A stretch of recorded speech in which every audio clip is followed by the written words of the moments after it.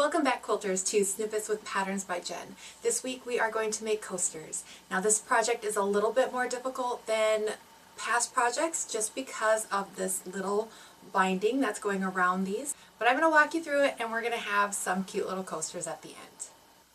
For this project you are going to need a fat quarter for the backing, a fat quarter of batting, and 9 5-inch squares. So if you have extras left over from a charm pack project, this is great for using those up. Otherwise, 9 5-inch squares and your backing and your batting. So I have my pretty backing and my batting, which is cut at 22 inches by 18 inches, which is the size of my fat quarter. So if you need to cut that out, so this is great for those leftover batting scraps as well. And then you're going to lay out your 5-inch squares. Just be aware of where the edges of your fat quarter are. I'm just going to lay these out quick and then line them up. All right, so you can get 3 in a row.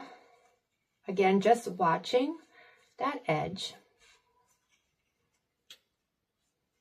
And then we're going to go ahead and pin these in place because we are going to take these over to the machine and quilt them as is. Now you can put as many pins in these as you want. If you prefer spray-based, you can do that as well.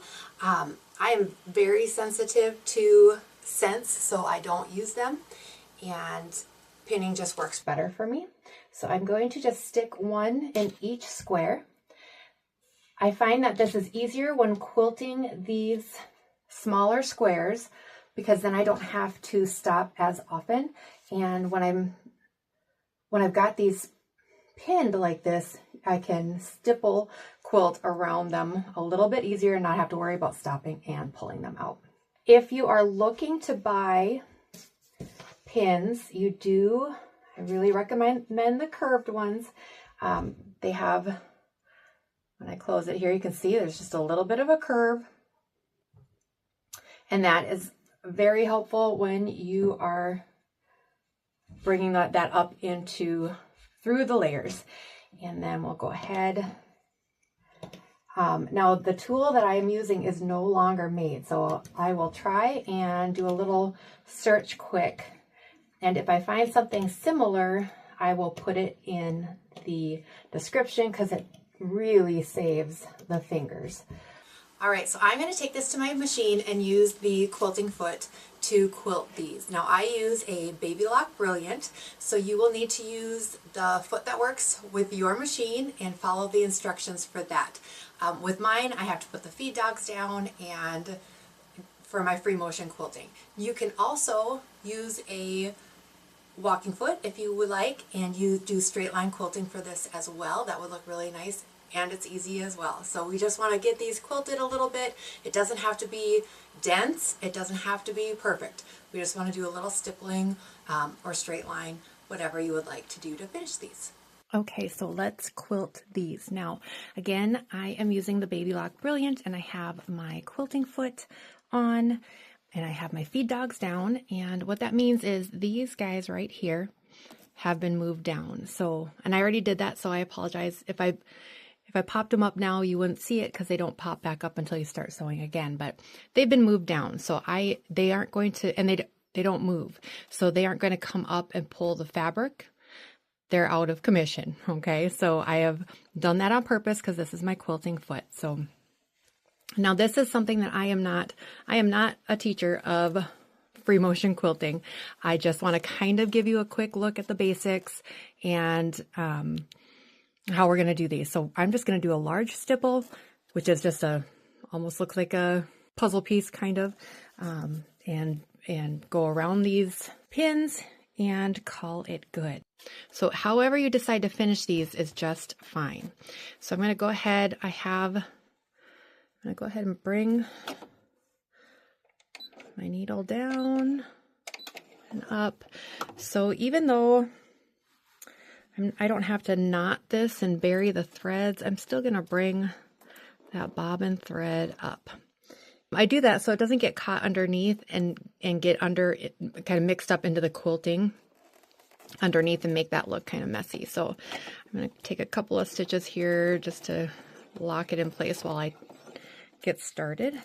Now, there are fancy quilting gloves out there, and then there are gardening gloves. So you can use whatever works for you. If you don't want to get quilting gloves yet because you don't know if you want to do free motion quilting on your machine or not, right now is a great time to get some gardening gloves that have the little rubber grippies on them. That just helps you control the fabric.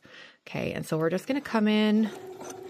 So you are the one, like I said, the feed dogs are down, so they are not doing anything. You are the one who is moving the fabric in the direction that you want it to go. And then it takes practice to know how fast you can move the machine and the fabric, how fast you can move the fabric and how fast you want your stitching to go. And you'll get eyelashes on the back if you go too fast when you're going around those curves. See, and I should not be quilting and talking at the same time because I went right off the fabric. So we're just going to come over this way and continue over here. You will get eyelashes if you go around those curves too fast. So it is something that you have to take the time to practice. And I just don't do this a lot. I chose white so that it won't show up as much on these. Now I'm going to go ahead and come down to this one and go ahead and quilt.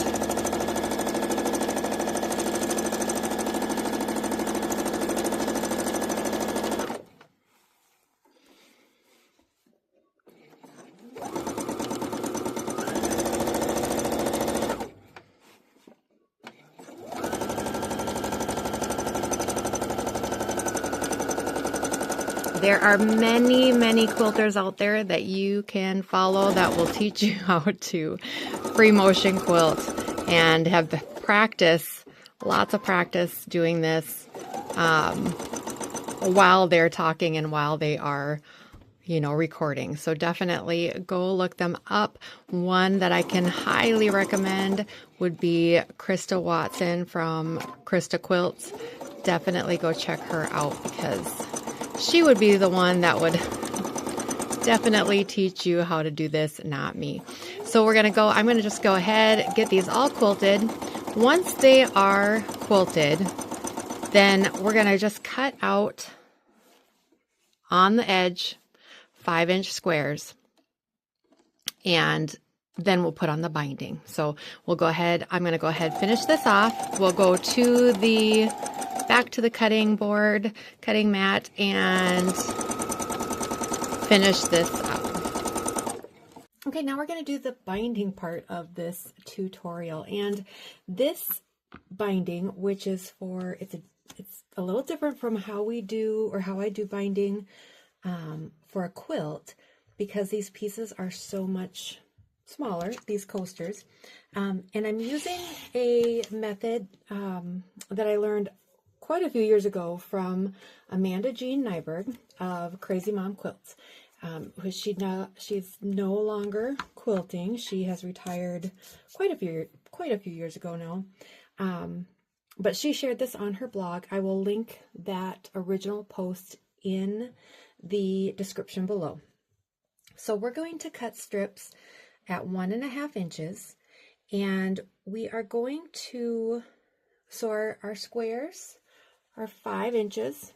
And so I'm going to I'm using a fat quarter. So I'm going to be cutting 1.5 by 22 inches. So because it's a fat quarter, it's going to be a 21 or 22 inches long, but that's going to give us a few extra inches more than what we need for our coasters, which is they're 20 inches around. So we're going to do a few strips of that. So I'm just lining up my line of my ruler right on that fabric edge, and I'll cut a couple of these at 1.5 inches. And okay, so you will need 8 of these. I'm going to stop here though. We'll set this aside.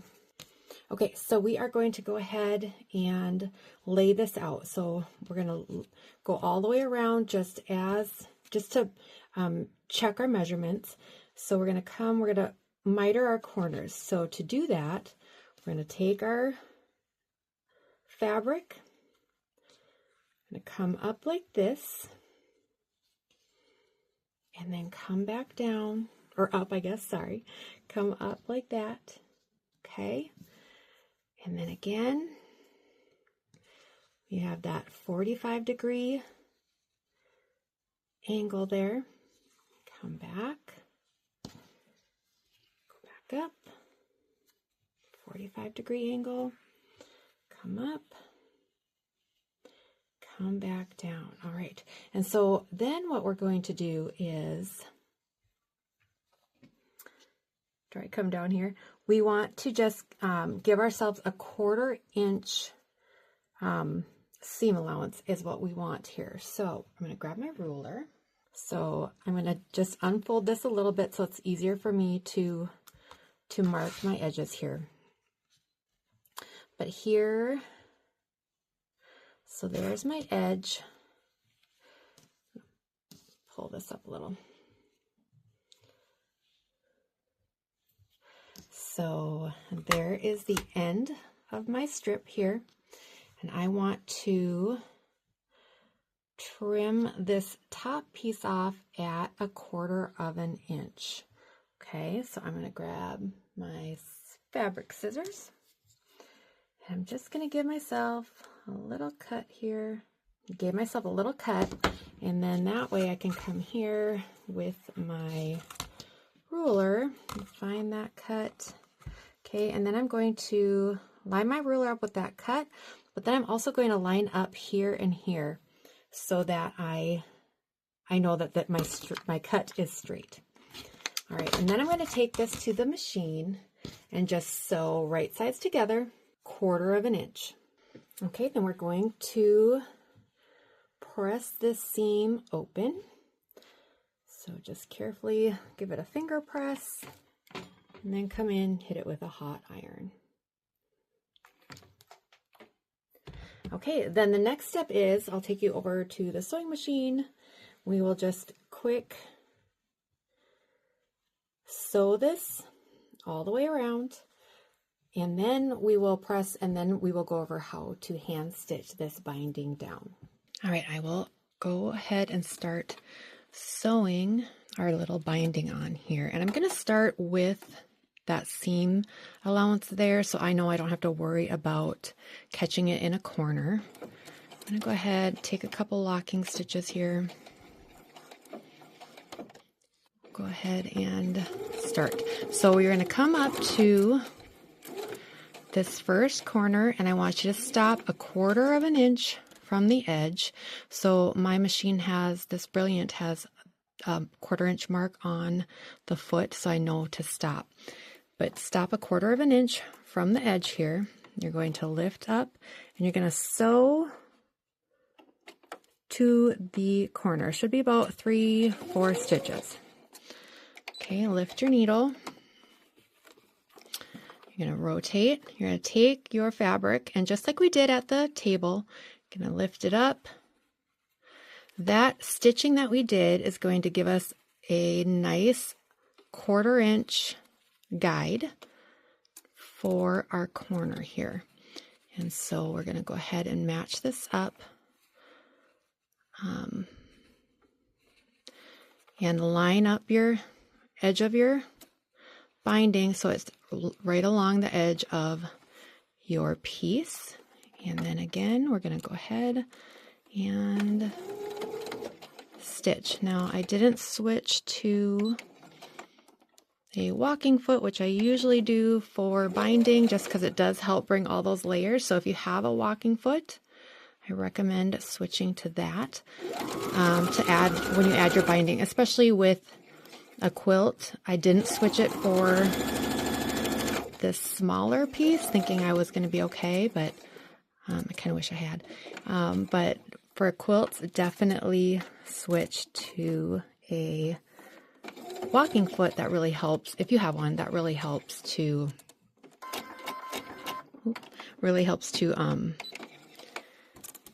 pull all the layers through without anything catching or stretching. So, all right, we're gonna just go ahead and do this all the way around. Now, as you come to this last corner, things are gonna get a little tight here. So just take your time and still do the same process. Might need to fold up your coaster here a little bit to get everything to lay flat.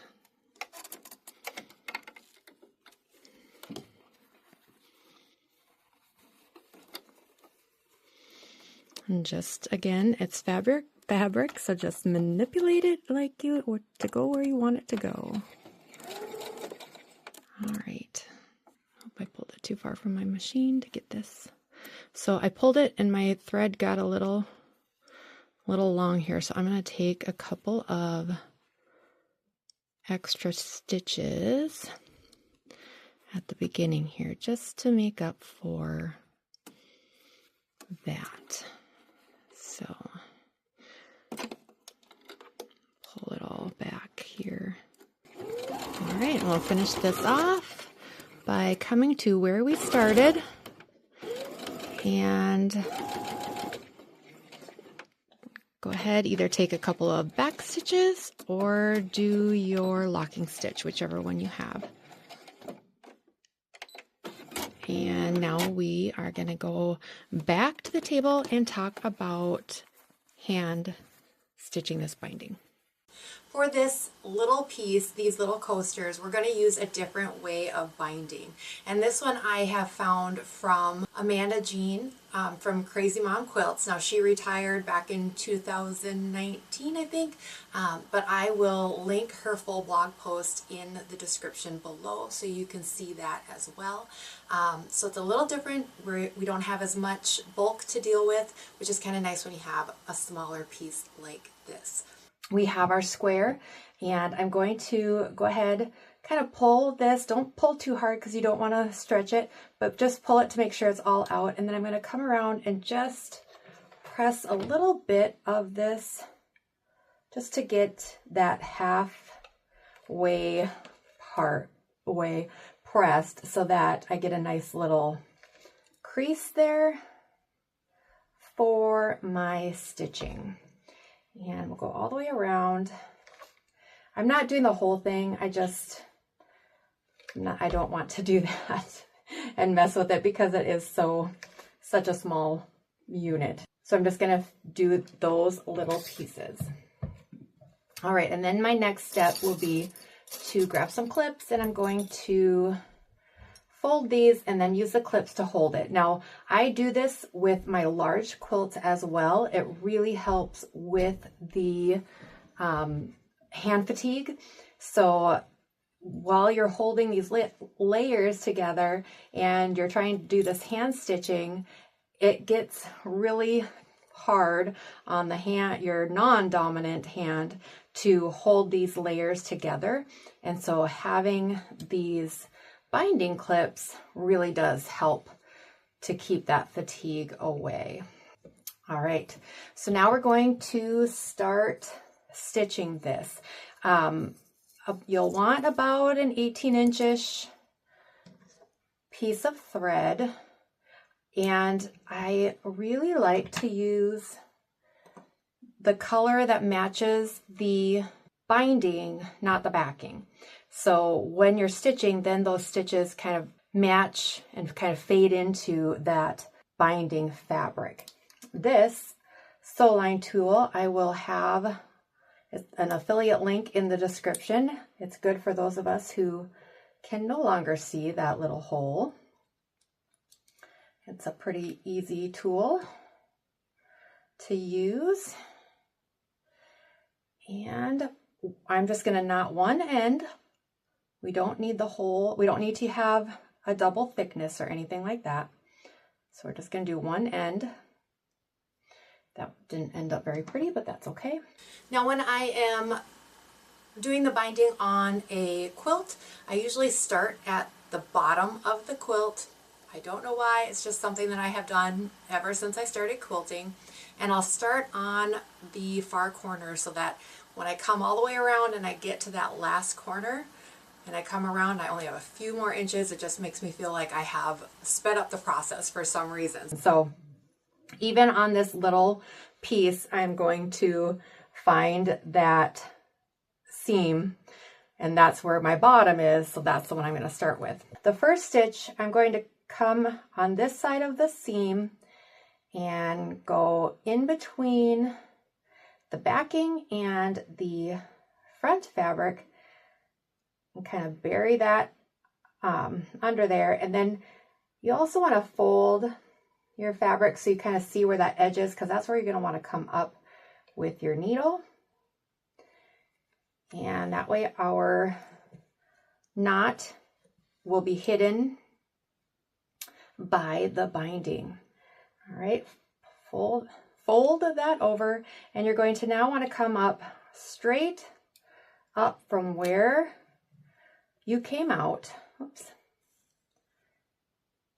To grab just the edge of that binding. And now you're going to come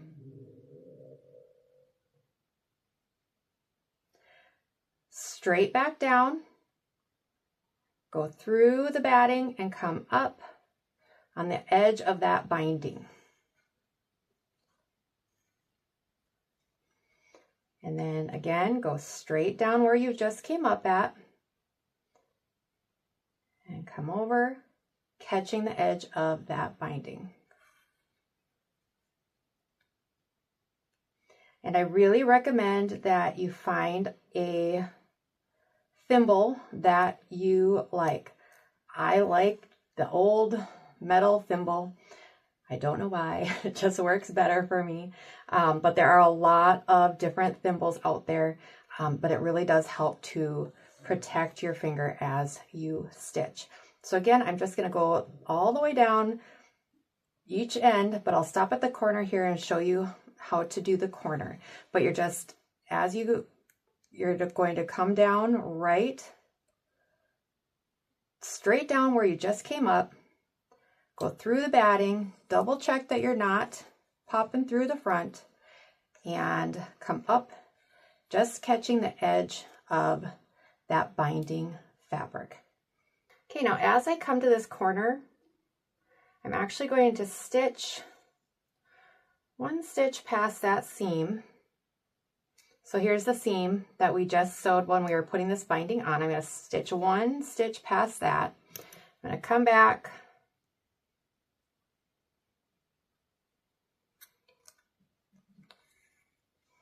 okay, now we're going to do the same thing where we're folding this over at that 45-degree angle like we did when we were mitering those corners when we were sewing the binding on, so that we get a nice corner here. And you want this fabric, this is really dark, so it was a poor fabric choice on my part to show you this. You want this corner to come to this edge right here. And then I'm going to catch the fabric, I'm going to catch the backing, the binding, and then this new corner, and just stitch all of that. And then I'm going to do one more just to give it a little extra stability in the corner there. That also helps that so that when we turn this corner now, I can keep stitching and I don't have to worry about this kind of popping up and the thread coming loose and maybe getting knotted. So it just is another little way to keep this all under control. And then we just continue stitching all the way around. And there are our coasters. If you enjoyed that tutorial, make sure you hit that subscribe button. I will see you in 2 weeks for the next Snippets with Patterns by Jen. Go make something you love.